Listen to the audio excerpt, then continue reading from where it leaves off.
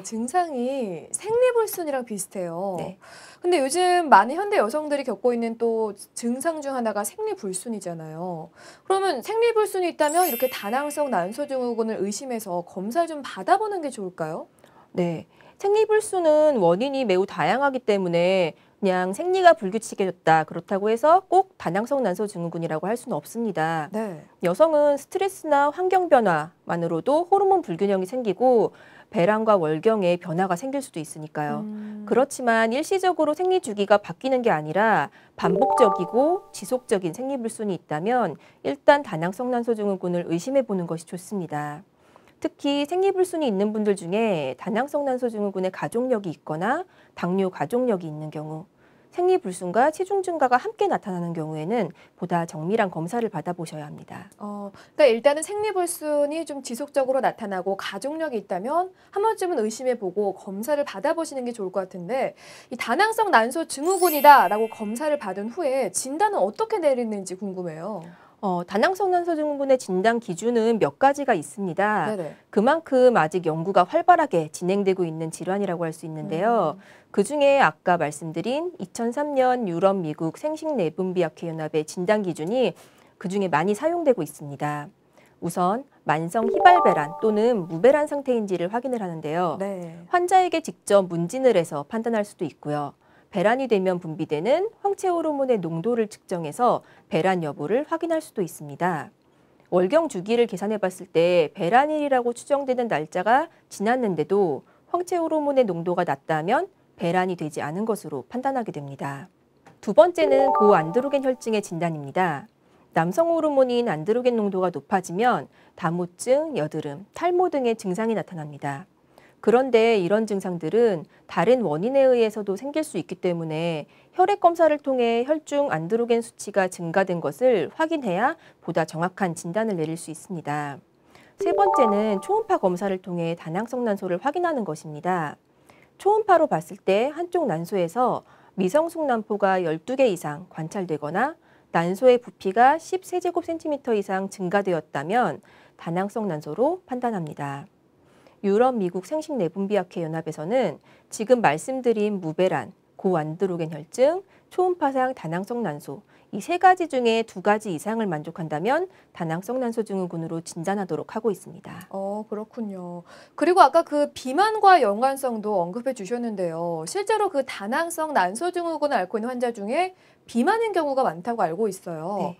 이 비만이랑 다낭성 난소증후군 정확히 어떤 연관관계가 있을까요?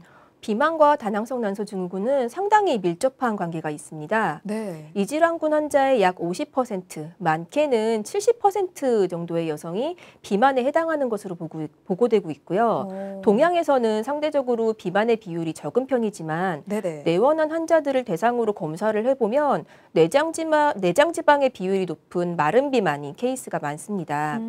비만은 다낭성 난소증후군의 결과이기도 하지만 다낭성 난소증후군을 악화시키는 요인이 되기도 합니다. 그러니까 다낭성 난소증후군 때문에 비만이 되고 비만이 되면 질환이 악화가 되고 이렇게 악순환을 반복하게 되는 거죠. 네네. 그래서 다낭성 난소증후군을 치료하기 위해서는 체중 관리가 매우 중요합니다.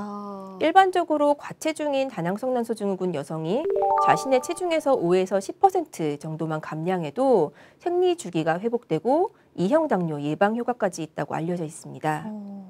생각보다 비만과 굉장히 밀접한 연관이 있는 것 네. 같은데 현대 여성들 중에는 뭐 앉아서 근무하고 또 술이나 회식 같은 거를 많이 하다 보니까 이렇게 배만 뻘떡 나 계신 분도 계시잖아요. 네. 그런 분들이 아마 마른 내장 비만을 갖고 계신 분들이 많으실 텐데 이런 질환에 걸릴 수도 있기 때문에 좀 더 체형 관리를 신경 쓰시는 게 좋지 않을까라는 생각이 들고요. 그리고 저는 이 질환이 치료 시기가 중요하지 않을까라는 생각도 들어요. 혹시 뭐 시기를 놓치면 합병증이 생긴다 이런 것도 있을까요? 물론입니다. 아, 그래요? 예, 다른 질환도 그렇지만 다낭성 난소증후군 역시 치료 시기가 중요하고요. 방치하게 되면 여러 가지 합병증이 발생할 수도 있습니다. 우선 배란이 되지 않고 무월경 상태가 계속되면은 자궁내막은 에스트로겐의 지속적인 자극을 받게 됩니다. 그 결과 자궁내막 증식증이나 자궁내막암의 위험도가 증가하게 됩니다. 다낭성 난소증후군은 대사증후군과 높은 연관성을 가지고 있기 때문에 대사증후군의 전 단계로 보는 견해도 있습니다. 다낭성난소 증후군을 가진 여성은 제2형 당뇨의 발생 비율이 3배에서 7배까지 증가하는 것으로 알려져 있고요.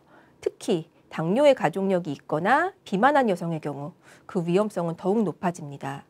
또한 각종 심혈관 질환의 발생 빈도도 정상인에 비해 10배 이상 증가하게 됩니다. 그리고 저는 좀 가장 걱정되는 게 이 다낭성 난소 증후군이 가임기 여성한테 많이 발생하는 질환이잖아요. 그러다 보니까 좀 임신과 출산에 많은 영향을 미치지 않을까라는 걱정이 드는데 실제로는 어떨까요? 네, 그렇습니다. 임신의 과정 중에 첫 번째 단계가 바로 배란입니다. 네. 따라서 배란이 제대로 되지 않으면 임신에 어려움이 생기는데요. 배란 장애로 인한 난임 중에서 대표적인 질환이 바로 이 다낭성 난소 증후군입니다. 정상 여성의 경우에는 매달 배란이 되기 때문에 한 달에 한 번 임신의 기회가 있지만 다낭성 난소 증후군으로 무배란이 되면 임신의 기회 자체가 줄어들게 되겠죠. 게다가 다낭성 난소 증후군으로 인해 자궁 내막은 배아의 착상을 받아들이고 유지하는 기능이 저하됩니다. 따라서 어렵게 수정이 되더라도 반복적으로 착상에 실패하거나 초기 유산율이 증가하게 됩니다. 임신과 출산에 많은 영향을 미치고 또 합병증까지 불러일으킬 수 있으니까 제때 적절한 치료를 받는 게 정말 중요하지 않을까 싶은데요. 치료는 어떻게 하게 될까요? 기존 치료는 대부분 증상에 따른 대증 치료에 집중됩니다. 현재 임신 계획이 없다면 자궁 내막이 에스트로겐의 지속적인 자극을 받는 것을 막기 위해서 경구피임약 같은 호르몬제를 사용합니다. 네네. 이 경우 월경과 비슷한 출혈이 나타나기는 하는데요. 사실 이것을 월경이라고 할 수는 없습니다. 배란은 일어나지 않은 채 자궁 내막만 떨어져 나오는 소퇴성 출혈이기 때문입니다. 따라서 이런 방법은 근본적인 치료는 되지 못하고요. 그 외에 고안드로겐 혈증과 관련된 증상을 관리하기 위하여 항안드로겐 제제를 사용하기도 하고 고인슐린 혈증의 개선을 위해서 메트포민이나 티아졸리딘 같은 인슐린 반응 개선제를 이용하기도 합니다.